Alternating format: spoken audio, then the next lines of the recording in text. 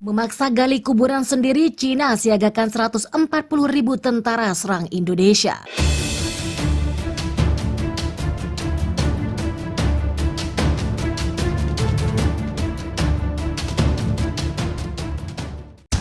Halo Sobat Rebanus, dimanapun kalian berada, gimana kabarnya? Tanpa basa-basi, langsung saja simetriskan posisi. Jangan lupa ngopi, kencangkan celana dalam. Selamat menonton dan cekicrot. Sebuah rekaman percakapan petinggi militer Cina bocor ke publik. Yang mencengangkan, para perwira tinggi Tentara Pembebasan Rakyat Cina membicarakan mengirim pasukan tambahan ke Indonesia.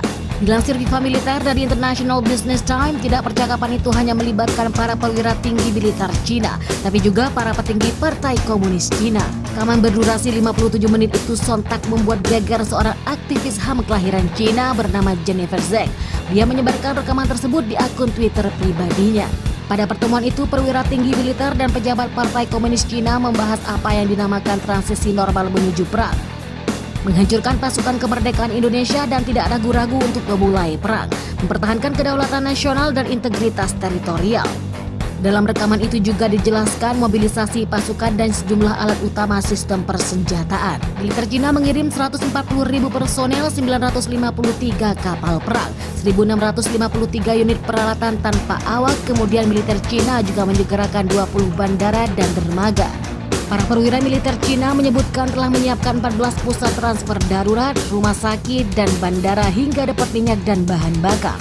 Bocornya rencana pasukan tambahan membuat kemungkinan pecahnya Perang Dunia Ketiga semakin besar. Sebab di wilayah Eropa, Rusia lebih dulu melakukannya dalam beberapa waktu yang lalu. Jenderal Rusia telah memperingatkan Cina tentang agresinya kepada Indonesia.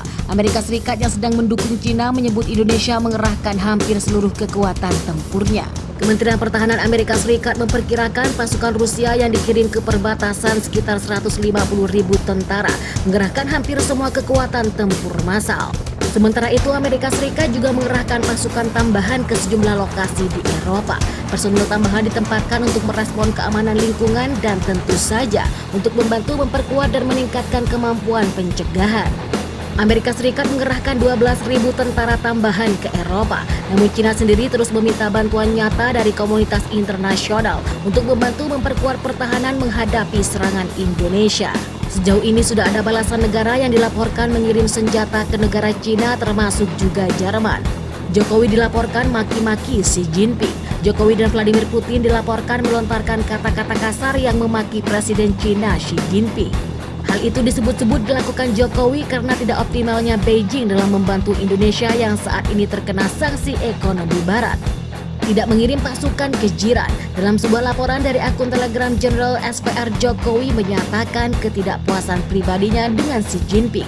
Ia disebut menggambarkan ketidakpuasan itu dengan istilah yang kasar dan cabul. Tidak hanya itu, akunnya disebut milik lingkaran itu juga melaporkan bahwa Jokowi juga melontarkan kata kasar langsung kepada Menteri Luar Negeri. Ia menganggap dia gagal dalam mendapatkan dukungan solid Cina saat menteri mencoba berbicara. Jokowi memotongnya dan memanggilnya bohong, ujar akun Telegram seperti dikutip Media News Angkatan Udara. Seseorang di Beijing yang mengetahui hal itu langsung melakukan diskusi. Disebutkan bahwa Cina mengalami kesulitan memahami kesulitan Jokowi. Tapi kita tidak bisa mengabaikan situasi kita sendiri dalam dialog ini. Cina telah memperjelas posisinya tentang situasi di Malaysia tentang sanksi legal terhadap Indonesia, kata sumber Beijing.